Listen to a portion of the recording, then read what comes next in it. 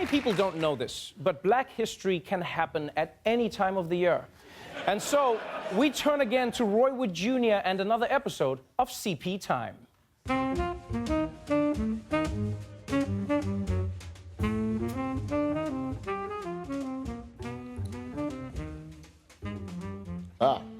Welcome to CP Time, the only show that's for the culture. Today is the 50-year anniversary of track stars John Carlos and Tommy Smith's historic protests for equal rights at the 1968 Olympics. Not only did they take a brave stand, they made it stylish for black people to wear gloves. Cher fought crime in gloves. Michael Jackson danced in gloves. It was a trend that lasted all the way to 1995 when O.J. Simpson single-handedly killed him. Allegedly. Fact is, black athletes have often been our most prominent protesters because they've had such a big audience. Since sports is the only time a bunch of white folks stare at black people without the cops getting called.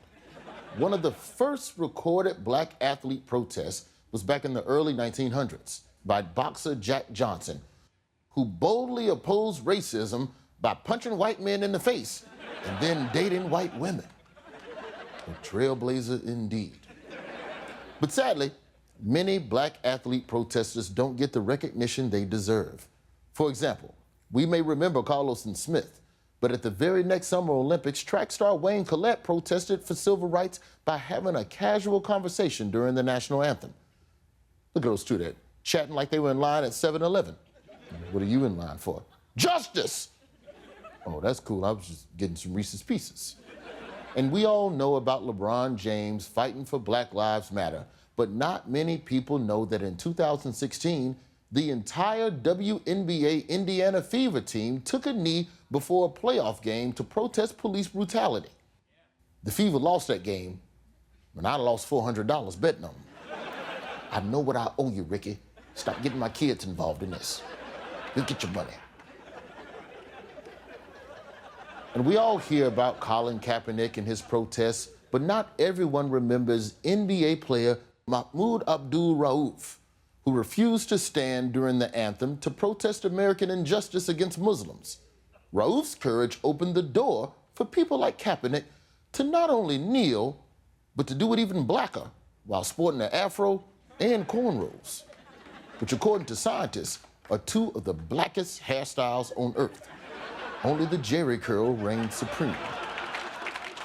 Sadly, black athletes usually pay a price for their political protests. Wayne Collette was suspended for the rest of the Olympic Games. Mahmoud Abdul-Rauf was suspended by the NBA, and Colin Kaepernick lost his job and was blackballed by the NFL. Even worse for Colin, he was punished by Nike with a big-ass endorsement deal. And you might not think getting millions of dollars is a punishment. It isn't. Until you start having aunts and uncles coming out of the woodwork asking you for money. One time I found a $50 bill on the street. By the end of the day, I had 6 new aunts. The whole thing cost me $200. You can't even divide that by 6. Well, that's all the time we have for today. I'm Roy Wood Jr., and this has been CP Time. And remember, we're for the culture. Hey, Colin, it's your Uncle Roy. Can I borrow $400? That's a loan shark. He's not around with me. Roy Wood Jr., everyone.